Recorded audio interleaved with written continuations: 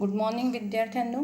वेगवेगळ्या समूहाप्रतीची किंवा वेगवेगळ्या घटकांप्रतीची जबाबदारी काय आहे, पर्यावरणाप्रती जबाबदारी काय आहे व्यवसायाची, हा सगळा भाग आपल्या शिकवून झालेला आहे. त्यानंतर आपल्याला व्यवसाय नीतिशास्त्र हा घटक पुढे धड्यामध्ये दिलेला आहे. परंतु या कोविड-19मुळे आपला व्यवसाय नीतिशास्त्र हा जो घटक आहे किंवा हा जो भाग आहे तो यावर्षी तुम्हाला अभ्यासक्रमाला नाही किंवा यावर्षी तो डिलीट केलेला आहे. कोविड-19मुळे जो 25% अभ्यासक्रम डिलीट केला आहे त्यातला हा व्यवसाय नीतिशास्त्र घटक पूर्णपणे वगळण्यात आलेला आहे.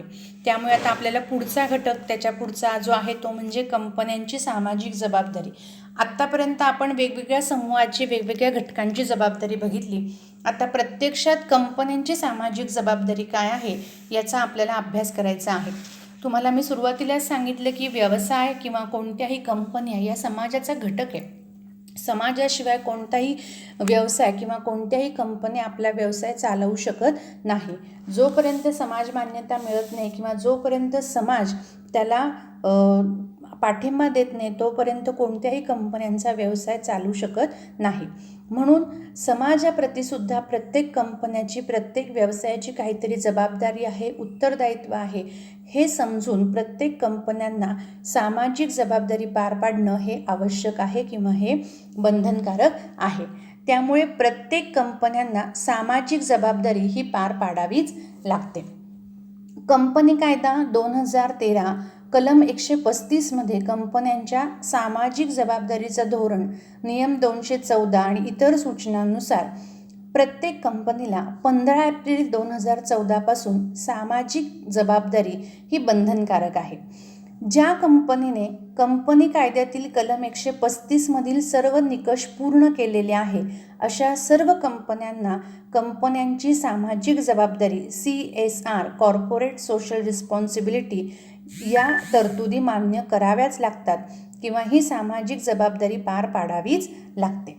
मग या कंपन्यांची जी काही सामाजिक जबाबदारी आहे, या व्यवसायाचं स्वनियंत्रित प्रतिमान असतात. सामाजिक संबंधाविषयी उद्देशासाठी योगदान देणं, स्वेच्छेने पाठपुरावा करणं किंवा नैतिकदृष्ट्या केंद्रित होऊन काम करणं यासंबंधी ही कंपन्यांची सामाजिक जबाबदारी ही संज्ञा संबंधित आहे. मग आता कंपन्यांची सामाजिक जबाबदारी काय म्हणजे मी तुम्हाला थोडक्यात सांगितलं की आपण समाजाचा घटक आहोत.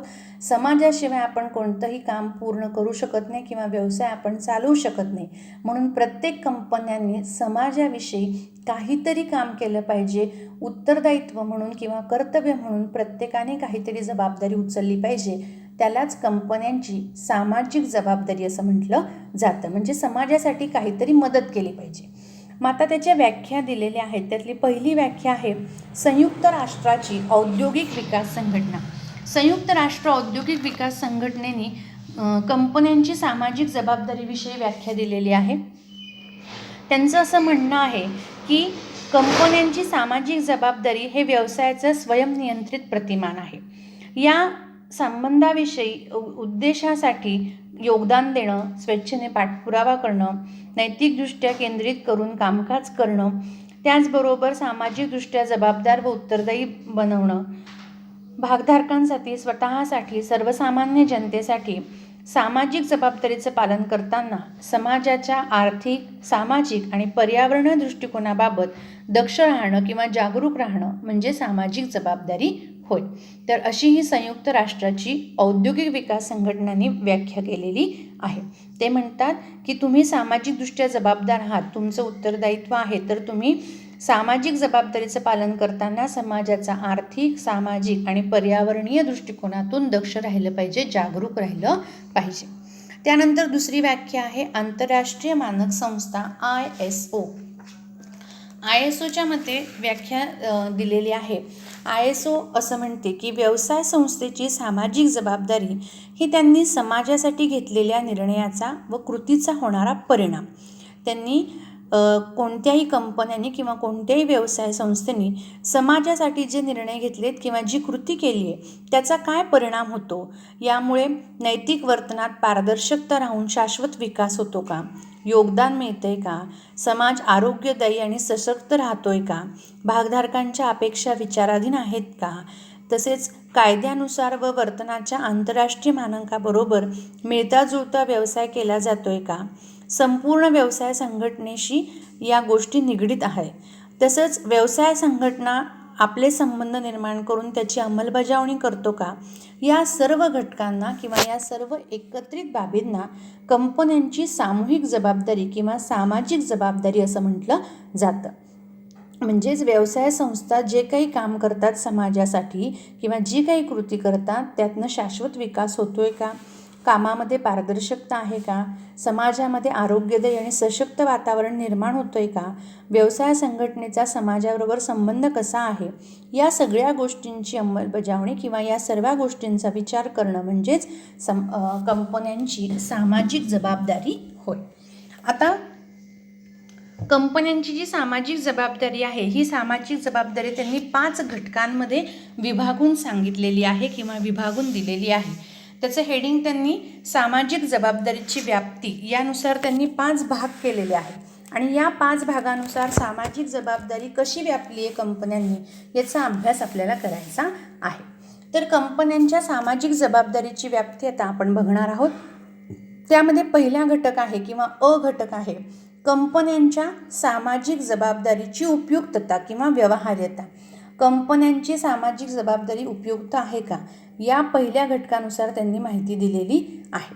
तर त्यातलं पहिलं पॉईंट त्यांनी सांगितले की 1 एप्रिल 2014 पासून ज्या कंपन्यांची एका आर्थिक वर्षामध्ये निव्वळ नफा हा 15 कोटी किंवा त्यापेक्षा जास्त आहे किंवा एकूण मालमत्तेचे मूल्य हे 1500 कोटी किंवा त्यापेक्षा जास्त आहे किंवा 1000 कोटी किंवा त्यापेक्षा जास्त ज्या कंपन्यांची उलाढाल आहे अशा संस्थांनी कंपन्यांच्या सामाजिक जबाबदारीची समिती स्थापन करणं बंधनकारक आहे.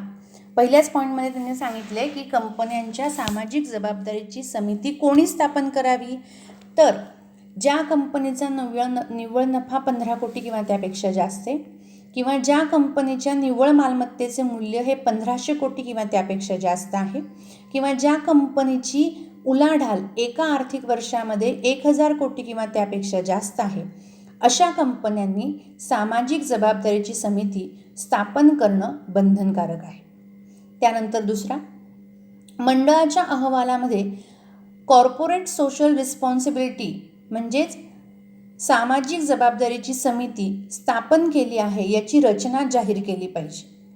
त्यानंतर 3, सामाजिक जबाबदारीच्या धोरणाचा एक भाग म्हणून सर्व कंपन्यांनी आपल्या सरासरी निव्वळ नफ्याच्या किमान 2% नफा हा सामाजिक जबाबदारीसाठी वापरला पाहिजे. हा निव्वळ नफा मागील 3 वर्षामध्ये मिळवलेला असावा आणि हा 2% नफा एका आर्थिक वर्षामध्ये तुम्ही खर्च केला पाहिजे.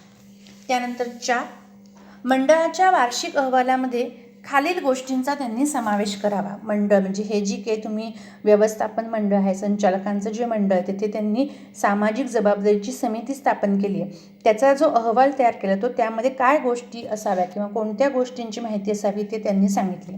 पहिली बाब किंवा पहिली गोष्ट आहे ती म्हणजे कंपनीच्या सामाजिक जबाबदारीच्या धोरणाचा आराखडा, प्रकल्पांचा सर्वसामान्य आढाव्याचा तपशील, हाती घेण्याचे प्रोग्रॅम किंवा कार्यक्रम, धोरणांची वेबसाईट, प्रकल्प व कार्यक्रम तुम्ही काय काय काम करणार आहात त्याची माहिती तुम्ही दिली पाहिजे.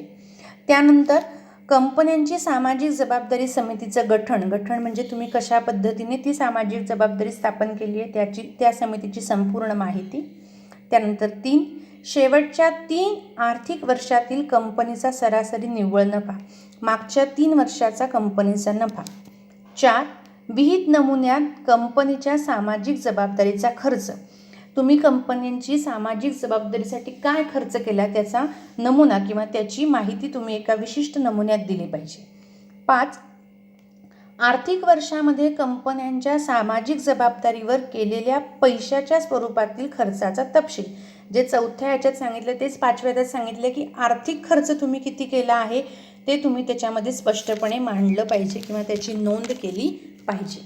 आणि 6, जर कंपनीने मागील 3 आर्थिक वर्षाच्या सरासरी नफ्याच्या 2% रक्कम खर्च करण्यात जर अपयशी ठरली म्हणजे कंपनीने सामाजिक जबाबदारीसाठी निव्वळ नफ्याच्या 2% रक्कम खर्च करावी असा नियम आहे, पण जर कंपनी 2% रक्कम खर्च करू शकली नाही तर का करू शकली नाही याची कारणं कंपनीने स्पष्ट केली पाहिजे की कोणत्या कारणामुळे आम्ही सामाजिक जबाबदारीवर 2% रक्कम खर्च करू शकलो नाहीत, ही कारणं कंपनीने स्पष्ट केली पाहिजे. तर या अ भागामध्ये आपण कंपन्यांच्या सामाजिक जबाबदारीची व्यवहार्यता काय आहे किंवा उपयुक्तता काय आहे हे आपण 4 पॉईंट आणि 4.4 पॉईंटमधले सब पॉईंट 6 या आधारे आपण आत्ता इथे आपण शिकलेलो आहोत. त्यानंतर ब घटक त्यांनी सांगितला आहे कंपन्यांची सामाजिक जबाबदारी समिती. प्रत्येक कंपनीने सामाजिक जबाबदारीची समिती स्थापन करणं बंधनकारक आहे हे तुम्हाला सांगितलं मी. तर या समितीमध्ये 4 संचालक असले पाहिजे.